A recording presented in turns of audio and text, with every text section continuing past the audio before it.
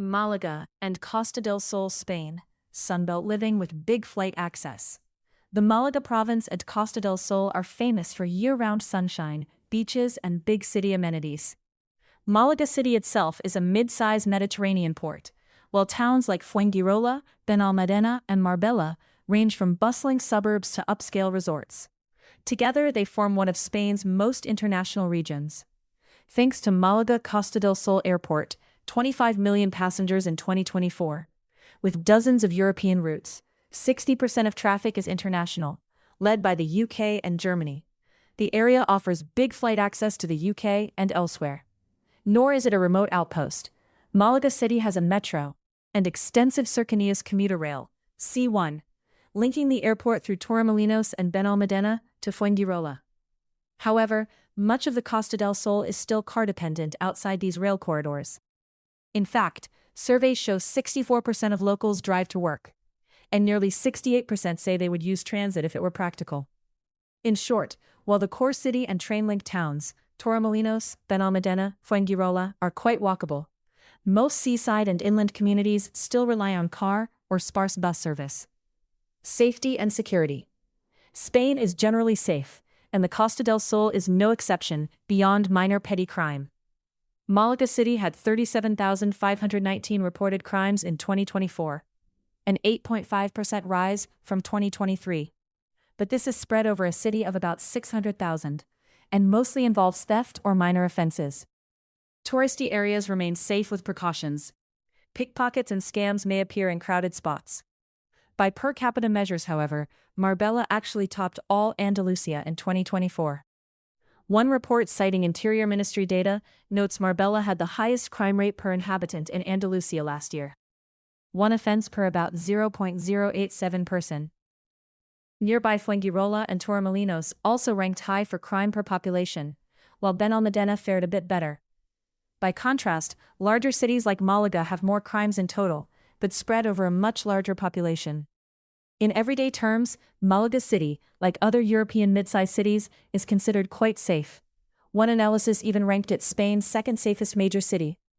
But expats should still lock doors, watch valuables, and avoid isolated areas at night. Always be vigilant in nightlife spots. The local press warns of some pickpocketing and occasional gang incidents. Cost of living and rents. The Costa del Sol is not a budget outpost. Housing costs, especially closer to the sea, can be high. Rental rates jumped about 34% since 2020. Current listings, late 2025, early 2026 data show a major coastal premium. In Marbella, a basic one-bedroom starts at €950 to €1,500 per month, and a two-bedroom, €1,500 to €2,500. Fuengirola and Benalmádena are somewhat cheaper. One bedrooms around €700 to €1,100 a month, and two beds, €1,000 to €1,600. Malaga City itself overlaps those ranges, roughly €750 to €1,100 for a one-bedroom, €1,100 for two. Inland towns like Alara or Ronda can be 30 to 50% cheaper. Beware move-in costs. Spain legally allows landlords to ask for up to 5 months' rent upfront, first month, plus 2 months deposit, plus 2 months guarantor, plus an agency fee. Utilities, water, power, internet, community fees, add another €200 to €300 a month. By comparison, Valencia city rents are generally a bit lower than Malaga's, and Alicante, Costa Blanca rents, sit between Malaga and Marbella levels. For example, Torrevieja, Alicante, leads Spain with 44.6% foreign residents. But its coastal rents are largely comparable to Fuengirola, and its housing spectrum extends from mid-range to very expensive in hotspots. Overall, expect monthly budget for a modest two-bedroom in coastal Malaga province to start around €1,400 to €1,800, more in Marbella or tourist zones, plus €300 to €500 for a small family's utilities. Year-round climate and livability. This Sunbelt region lives up to its name, typically 310 days of sun a year. Summers are long, very hot and dry, daily highs often 35 to 40 Celsius, even reaching mid-40s in heat waves, with virtually no rain June to September. Winters are short, mild and wet. December to February averages near 12 to 16 degrees Celsius highs. Frosts and snow are virtually unknown on the coast. The region's Mediterranean climate lets residents enjoy outdoor life most of the year. Thunderstorms or occasional Dana events, sudden Mediterranean rainstorms, can hit in fall and spring, but by and large, January to March sees moderate weather. Climate resilience. However, the Costa del Sol faces some climate challenges. A decade-long drought, 10 of the last 11 years below normal rainfall, has strained water supplies. By late 2024, Malaga province was in a true water emergency. Reservoirs were down 50% from the year before, and only rains in late 2024, and even tanker ships for water, prevented major cutoffs. As of early 2025, restrictions eased from severe scarcity to moderate scarcity in the western Costa del Sol, allowing about 225 liters per day, but officials stress continued conservation. In 2024, all water use in Malaga province was well below normal. Wildfires and floods are also a concern. Inland hills and pine forests draw flames in exceptionally hot summers. For instance, the 2021 Sierra Bermeja fire, near Estepona, was one of Andalusia's largest ever. That blaze not only destroyed thousands of hectares, but studies now show, removed forest that used to mitigate floods. Future heavy rains on deforested slopes trigger much higher runoff. One model suggests potential flood zones could expand several-fold after such fires. In October-November 2024, torrential rains, so-called Danas, actually did cause flooding in parts of town, highlighting how both intense rain and intense heat, which fuels fires, are becoming more frequent with climate change. In short, while you can enjoy pleasant beach weather 9 to 10 months per year, be prepared for intense summer heat, plan air conditioning, and the need for drought-savvy habits. Use water sparingly. Homes typically have AC but often lack central heating. Mornings can get down to 5 to 8 degrees Celsius in winter. Insurance and local governments are now paying more attention to fire and flood readiness, but it's wise to check if your homeowner or renter insurance covers natural disasters. Wildfire and flood coverage are standard EU requirements, but still confirm. Digital nomad visa and residency. Spain now offers a digital nomad telework visa, making EU residency easier for remote workers. This national visa, introduced by 2023 legislation, lets qualified non-EU nationals live in Spain while working remotely for foreign companies. Key requirements include proof of a university degree, or 3+ years professional experience, and sufficient income, at least 200% of Spain's minimum wage, roughly €2,400 a month in 2024. Applicants must have a clean criminal record and health insurance. Spouses and dependent children can join under this visa. Processing time is a few weeks at a Spanish consulate. Once in Spain, holders receive a 1-year residence permit, extendable up to 5 years total, if conditions continue. Keep in mind, you must work almost entirely for non-Spanish entities, no more than 20% of your time on local clients. This visa has opened doors for thousands of tech workers who want an EU base, with no requirement to first hold a student or work visa. As of 2025, Spain has also tweaked its tax rules to attract remote professionals. See below. Healthcare, Andalusia. Spain's public health system ranks among Europe's best in many respects. High life expectancy, strong primary care. Andalusia's service, Servicio Andaluz de Salud, operates hospitals and clinics throughout the province. Malaga City has several large public hospitals, and even on the coast there are good public clinics. Waiting lists, however, can be long. In fact, Andalusia has historically had some of Spain's longest waiting times for elective surgery. Recent reforms, the Andalusian Health Guarantee Plan, have cut those overdue waits by about 15.4% in 2024. But overall delays remain longer than in richer regions. For many expats, the usual solution is to buy private health insurance. Trusted companies, AXA, Sanitas, Mapfre, Adislas, etc., offer plans with good hospital networks. Private insurance in Spain is relatively affordable, often €50 to €100 a month for young adults, and allows fast access to medicine and specialists. Many foreigners register for the public system too, especially if working in Spain, which then gives them access to public clinics at reduced cost. In sum, expect generally high-quality care, but be prepared to pay privately for swift service or elect certain procedures if you need timeliness. Taxes for new residents. For tax purposes, anyone living more than 183 days a year in Spain is a resident and taxed on worldwide income. Spain's income tax rates are progressive up to about 47% on wages. However, Spain offers a special impatriate regime, the so-called Beckham Law, for new qualified workers. Under this regime, Qualifying foreign professionals can opt to be taxed at a flat 24% on up to €600,000 of their income, 47% above, rather than the usual progressive scale. This can mean a big saving on salaries. Standard top marginal tax is 45 to 47%. The regime lasts up to 6 years. It also limits Spain's wealth tax to Spanish assets only, so you won't pay wealth tax on most foreign holdings, and exempts most foreign-sourced dividends and interest. The catch? You must have been non-resident for the previous 5 to 10 years, and you must actively opt into this regime. A 2022 startup law eased the rules, for example, requiring only 5 prior years outside Spain, instead of 10, in part to cover digital nomads and other expats. In practice, many remote workers and entrepreneurs do take advantage of this lower rate upon moving here.